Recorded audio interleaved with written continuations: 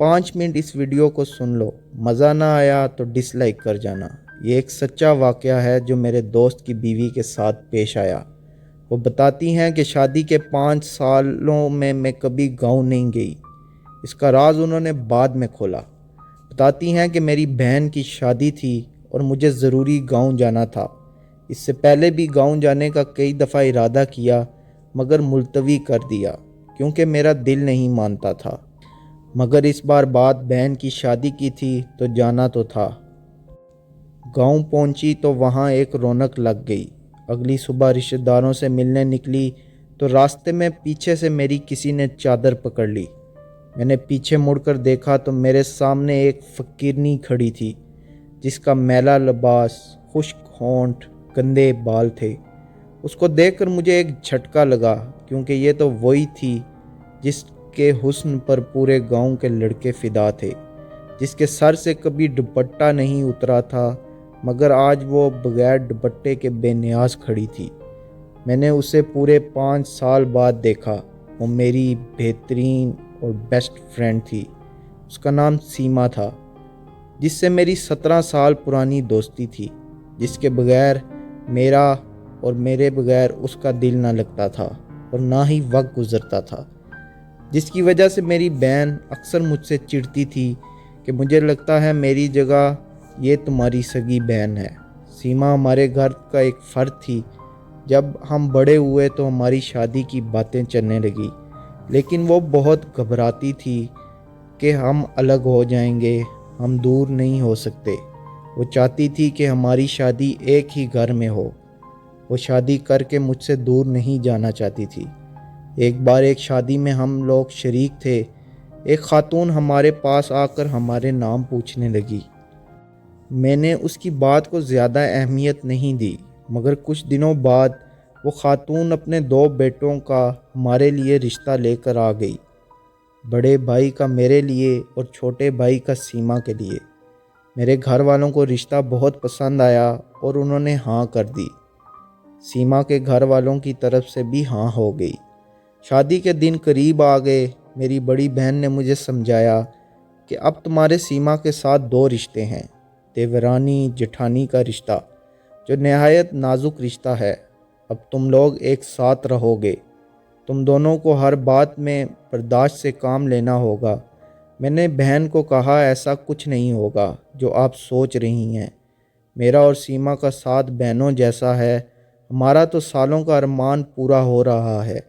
हम देवरानी जेठानी बाद में हैं, दोस्त पहले हैं। मैं और सीमा शादी करके उस घर में पहुंच गए। ज़िंदगी बहुत खूबसूरत हो गई। शादी के 1 साल बाद मेरी गोद में बेटा और सीमा की गोद में उसका बेटा आ गया। मेरे मियाँ की नौकरी शहर में लग गई थी। वो पढ़े लिखे थे, इसलिए उनको शहर में ही नौकरी मिल गई। वो ज़िद कर रहे थे कि मैं और मेरा बेटा उनके साथ शहर चलें, जबकि मेरा दिल किसी सूरत शहर जाने के लिए राज़ी नहीं था। आखिर मेरे शौहर चले गए। वो आते थे तो खूब सारे तोहफे लाते। हमारी एक बेटी भी हो गई। मेरा बेटा 4 साल का हो गया था। जिस घर में हम रहते थे उस घर के बीच में एक छोटी सी दीवार थी। एक हिस्से में मैं और एक में सीमा रहती थी। ये हिस्से तो बस नाम के थे, वरना हम इकट्ठे ही रहते थे। मैं दोबारा उम्मीद से हो गई, मगर सीमा के यहाँ एक बेटे के बाद दोबारा औलाद नहीं हुई। इस बार मेरे शौहर ने ज़िद पकड़ ली कि तुम मेरे साथ शहर चलो, यहाँ अकेली कैसे रहोगी, और बड़े बेटे का दाखिला भी स्कूल में करवाना है। मेरे सारे ससुराल वालों में ने भी कहा कि वो ठीक कह रहा है, नाशुक्री मत करो। सबके समझाने पर मुझे मजबूरन मानना पड़ गया, मगर दिल से मैं खुश नहीं थी। तय ये पाया कि नेक्स्ट बेबी के बाद मैं शहर चली जाऊंगी। दिनों बाद मेरी तबीयत में बेचैनी शुरू हो गई। मेरी तबीयत में बोझलपन आ गया, मिजाज चिड़चिड़ा हो गया। बिला वजह बच्चों पर गुस्सा आ जाता। सबसे छोटे बेटे की तबीयत भी ख़राब थी, वो रोता था। सीमा ने कहा इसके पेट में दर्द ना हो। हम दोनों ने उसको डॉक्टर के पास क्लिनिक ले गए। डॉक्टर ने उसको दवाइयाँ दी, उसको थोड़ा सा आराम आया, लेकिन रात को फिर उसने रोना शुरू कर दिया। मैं और सीमा, मेरे देवर, हम सब उसको चुप कराते कराते थक गए, लेकिन वो चुप होने का नाम नहीं ले रहा था। سمجھ نہیں آ رہی تھی کہ وہ کیوں اتنا رو رہا ہے۔ پہلے تو کبھی ایسا نہیں ہوا اور وہ بہت کمزور ہو گیا تھا۔ ہم دوبارہ ڈاکٹر کے پاس لے گئے۔ ڈاکٹر نے کہا کہ میں کچھ دوائیاں دے رہا ہوں، اس سے فرق آ جائے گا۔ ان دواؤں سے بچے کو کافی آرام آیا تو ہمیں سکون ملا، لیکن ابھی 2 ہی دن گزرے تھے اس کو تیز بخار چڑھ گیا۔ میں بری طرح گھبرا گئی۔ اس کا سفید رنگ نیلے رنگ میں تبدیل ہونا شروع ہو گیا۔ میں اور سیما اس کو ڈاکٹر کے پاس لے کر بھاگے، لیکن اس کو آرام نہ آیا۔ میں پریشان ہو کر شوہر کو فون کر دیا۔ وہ بھی شہر سے گاؤں کے لیے روانہ ہی ہوئے۔ انہوں نے کہا کہ تم تیار رہو، ہم اس کو شہر لے کر آئیں گے۔ شہر اس کو اچھے ڈاکٹر کو دکھائیں گے۔ میرا رو رو کر برا حال تھا۔ میرا صحت مند بچہ دنوں میں سوکھ گیا تھا۔ اگلی صبح شوہر نے پہنچنا تھا، مگر اگلی صبح وہ آئے تو میرا بیٹا اس دنیا سے منہ موڑ کر بہت دور چلا چکا تھا۔ فجر کے وقت اس نے میرے ہاتھوں میں دم توڑ دیا تھا۔ میں سکتے کی حالت میں بیٹھی تھی۔ میرا شوہر غم سے الگ برا حال تھا۔ میرے اوپر قیامت گزر رہی تھی۔ اس کی موت کے 15-20 دن تک میں غم سے نڈھال بستر پر پڑی رہی۔ مجھے شوہر بچوں کا کوئی ہوش نہیں تھا۔ سب کچھ سیما نے سنبھالا ہوا تھا۔ ابھی بیٹے کا صدمہ کم نہیں ہوا تھا کہ میری امی بھی اس دنیا سے چلی گئی۔ میں بالکل ٹوٹ گئی تھی۔ میرے شوہر کو دفتر سے فون آ گیا، ان کو شہر جانا پڑ گیا، جبکہ میری حالت بستر سے اٹھنے والی نہیں تھی۔ ابھی میں دونوں غموں سے نڈال پڑی ہوئی تھی کہ میری بیٹی ماہین کو تیز بخار چڑھ گیا۔ اس کا بخار بڑھتا جا رہا تھا۔ میں بدحواس ہو کر رہ گئی۔ میں اپنے ایک بیٹے کو کھو چکی تھی۔ اب مجھ میں مزید غم اٹھانے کی سکت نہیں تھی۔ سیما میرے پاس بیٹھی مجھے حوصلہ دے رہی تھی۔ میں نے کہا میں تمہاری بہت احسان مند ہوں، جس طرح تم نے میرا اور میرے بچوں کا خیال رکھا۔ میں اتنی کمزور ہو چکی تھی کہ مجھ سے بولا بھی نہیں جا رہا تھا، مگر سیما میرے اور میرے بچوں کی دیکھ بھال دن رات کر رہی تھی۔ وہ ہمارے لیے بھاگ بھاگ کر کام کرتی۔ رات وہ ہمارے پاس رہتی، مجھے زبردستی کھانا کھلا کر دوائی دے کر میرے بچوں کو سلا کر جاتی۔ ایک دن آدھی رات کو پیاس کی شدت سے میری آنکھ کھلی۔ میرے میں اتنی ہمت نہیں تھی کہ میں بستر سے اٹھ سکوں۔ میرے کمرے کا دروازہ کھلا ہوا تھا۔ میری نظر کمرے سے باہر صحن میں گئی، جہاں مجھے کسی کا سایہ نظر آیا۔ میرے کمرے سے باہر صحن نظر آتا ہے، وہ سایہ جھکا ہوا میرے صحن کی مٹی کھود رہا تھا۔ میں غنودگی کمزوری میں یہ سب دیکھ رہی تھی۔ یہ سب دیکھتے دیکھتے میں دوبارہ سو گئی۔ صبح جب میری آنکھ کھلی، وقت پر نگاہ پڑتے میں دھنگ رہ گئی۔ دوپہر کے 3 بجے تھے۔ میں نے سوچا کیا میں اتنی دیر سوتی رہی ہوں؟ میں نے اپنے برابر لیٹے دونوں بچوں کو دیکھا جو بے خبر سو رہے تھے۔ میری بیٹی ماہین کو ابھی بھی بخار تھا، اس لیے سیما نے مجھے نہیں جگایا۔ میں اٹھنے کی کوشش کرنے لگی کہ اچانک قریب سے کسی کے رونے کی آواز آئی۔ میں گھبرا گئی۔ میں نے سوچا یہ تو سیما کی آواز ہے۔ میں دیوار کا سہارا لیتے آہستہ آہستہ قدموں سے اس کی طرف آئی۔ سیما اپنے بیٹے کو گود میں لیے برے طریقے سے رو رہی تھی۔ اس کے بیٹے کے ہاتھ پیر بالکل مڑے ہوئے تھے۔ اس کی سانسیں بہت تیز تھیں۔ میں اس کی حالت دیکھ کر ڈر گئی۔ میں نے کہا کیا ہوا سیما؟ میرے دیور نے غمگین آواز میں کہا پتہ نہیں بھابھی کیا ہوا، صبح اٹھتے ہی آپ کے کمرے کی طرف آیا کہ بچوں کے ساتھ کھیل سکے، مگر آپ سب سو رہے تھے۔ یہ باہر جا کر بچوں کے ساتھ کھیلنے لگا۔ کھیلتے کھیلتے اچانک بے ہوش ہو گیا۔ ڈاکٹر کو بھی دکھایا پر اس کی یہ حالت ہو گئی کہ اس کے ہاتھ پاؤں مڑ گئے ہیں۔ سیما کی حالت بہت ابتر تھی کیونکہ وہ اس کا اکلوتا بیٹا تھا اور اس کو اپنے بیٹے میں زندگی نظر آتی تھی۔ میں نے کہا تم لوگ پریشان نہ ہو، میں ان سے بات کرتی ہوں، تم دونوں شہر کے لیے نکل جاؤ اور کسی اچھے ڈاکٹر کو دکھاؤ۔ اندر سے میں بھی پریشان ہو گئی کہ جانے کس کی نظر لگ گئی ہمارے گھر کو۔ اگلی صبح بس کی ٹکٹ ہو گئی تھی۔ میں اپنی طبیعت خراب کے ساتھ دکھتے بدن اور چکر آتے سر کے ساتھ اپنے بچوں اور سیما کو سنبھال رہی تھی، مگر اگلی صبح جانے کی نوبت ہی نہ آئی۔ رات اس کے بیٹے نے دم توڑ دیا۔ میں وحشت بھری نظروں سے سیما کو بیان کرتے دیکھ رہی تھی اور خوفزدہ بیٹھی تھی کہ کیا ہمارے بچوں کو کسی کی نظر لگ گئی۔ جب اس کے بیٹے کا جنازہ اٹھا تو سیما غش کھا کر گر گئی۔ میرے شوہر بھی آ چکے تھے۔ ہمارے گھر کا ہر شخص ٹوٹ چکا تھا۔ اب مجھے اپنے دونوں بچوں کی فکر ہو رہی تھی۔ مجھ میں اب کوئی اور ہمت نہیں تھی کوئی بھی غم اٹھانے کی۔ میرے شوہر اور دیور شاہ صاحب کو لے کر ہمارے گھر آ گئے۔ میں نے جلدی سے دوپٹہ لے کر نقاب کر لیا اور تعزیت کرنے آئے تھے۔ شاہ صاحب ہمارے گاؤں کے بڑے تھے اور مسجد میں امامت کرواتے تھے۔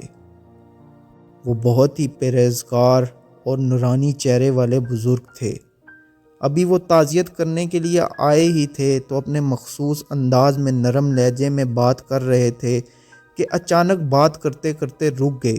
پھر وہ ہوا جس کا کسی کو گمان بھی نہ تھا۔ وہ ہوا میں کچھ سونگھنے لگے اور ادھر ادھر دیکھتے ہوئے بولے، پتہ نہیں مجھے کیوں فضا میں شیطانی بو محسوس ہو رہی ہے۔ پھر وہ میرے حصے کی طرف جانے لگے۔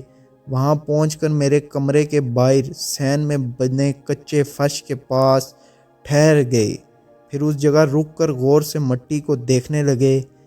میں ان سے دور کھڑی سب دیکھ رہی تھی۔ انہوں نے میرے شوہر سے کہا، یہاں سے مٹی ہٹاؤ۔ میرے شوہر مٹی ہٹانے لگے۔ اچانک زمین کے اندر سے جو چیزیں نکلی انہیں دیکھ کر میں چکرا گئی۔ مٹی کا ایک پتلا تھا۔ اس پتلے کے ساتھ ایک پرچی تھی جس پر کچھ لکیریں بنی ہوئی تھی اور اس پرچی پر مہین کا نام لکھ کر اس پر کراس کا نشان لگایا ہوا تھا۔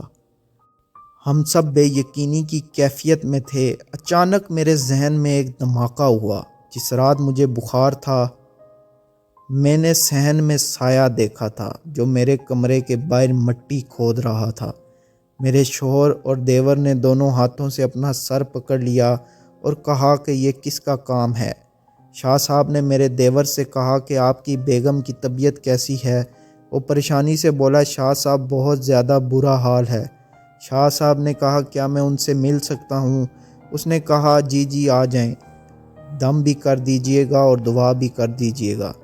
سیما بستر پر لیٹی تھی۔ شاہ صاحب کی آمد کا سن کر مشکل سے اٹھ کر بیٹھی اور آہستہ سے سلام کیا۔ شاہ صاحب نے اس کے قریب پہنچ کر زور سے سانس لی اور ان کا چہرہ رنگ غصے سے لال ہو گیا۔ وہ غصے میں بولے، جو تم نے کیا اس کا پھل تمہیں ملا ہے۔ دنیا مکافات عمل ہے۔ تم نے دوسرے کی گود اجاڑنی چاہی مگر تمہاری اپنی گود اجڑ گئی۔ اپنی دنیا بھی برباد کی ہے اور آخرت بھی۔ شاہ صاحب کی باتوں پر ہم سب حیرانگی سے دیکھ رہے تھے۔ اچانک سیما اونچا اونچا رونا شروع ہو گئی۔ اسے ایک دورہ پڑ گیا۔ وہ چلاتے ہوئے بولی، میں کیا کرتی، میرے ساتھ ہی ایسا کیوں ہوا؟ ہم ایک ساتھ پلے بڑے، ایک ساتھ میٹرک کیا، لیکن قسمت نے دھوکہ دے دیا۔ شادی بھی ایک ہی دن ایک ہی گھر ہوئی مگر اس کے شوہر خوبصورت اور قابل تھا، حالانکہ میں اس کے مقابلے میں کئی گنا حسین تھی۔ اس کے شوہر کی شہر میں نوکری لگ گئی جبکہ میرا شوہر ان پڑھ تھا۔ اس کا شوہر اسے چیزیں لا کر دیتا جبکہ میرے شوہر کے ایسے حالات نہ تھے۔ میرے ہاں ایک بیٹے کے بعد کوئی بچہ نہیں ہوا جبکہ اس کے تین بچے تھے۔ اب جب بچے بڑے ہو رہے تھے تو اس کے شوہر اس کو شہر لے کے جا رہا تھا اور یہ چیز مجھ سے برداشت نہیں ہو رہی تھی۔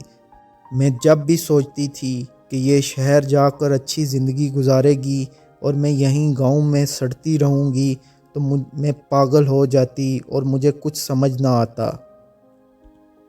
ایک دن اخبار پڑھتے پڑھتے وہاں میں نے کسی عامل کا پتہ اور اس کا اشتہار دیکھا تو میں نے اسے خط لکھ دیا۔ مجھے خود بھی پتہ نہیں چلا کہ میں کیا کر رہی تھی اور کیا کرتی گئی۔ پہلے میں نے اس کے بڑے بیٹے کو راستے سے ہٹایا، پھر میں اس پر عمل کروا کے اب میں اس کی بیٹی کو ہٹانا تھا۔ میں نے ہی پتلا زمین میں گاڑا تھا کیونکہ میں چاہتی تھی کہ تینوں بچے مر جائیں تاکہ یہ شہر جا ہی نہ سکے، کیونکہ اپنی اولاد کی خاطر جا رہی تھی اور میں کیسے برداشت کر لیتی کہ یہ وہاں جا کر ٹھاٹھ سے رہتی۔ اس عمل کے مطابق اس زمین پر جہاں پتلا گاڑا تھا اسے سب سے پہلے جو بھی چلتا ہوا کراس کرے گا، اس کے اوپر سے گزرے گا، اس پر اس کا اثر ہو جائے گا۔ میں نے رات کو ان سب کو دودھ میں نیند کی دوا ملا کر کھلا دی تھی۔ میں جانتی تھی کہ سب سوتے رہیں گے مگر ماہین ضرور اٹھے گی اور باہر صحن میں آئے گی، مگر مجھے کیا پتا تھا کہ میرا ہی بیٹا اٹھ کر ان کے کمرے میں پہنچ جائے گا۔ میں جب صبح اٹھی تو میرا بچہ میرے ساتھ بستر پر نہیں تھا۔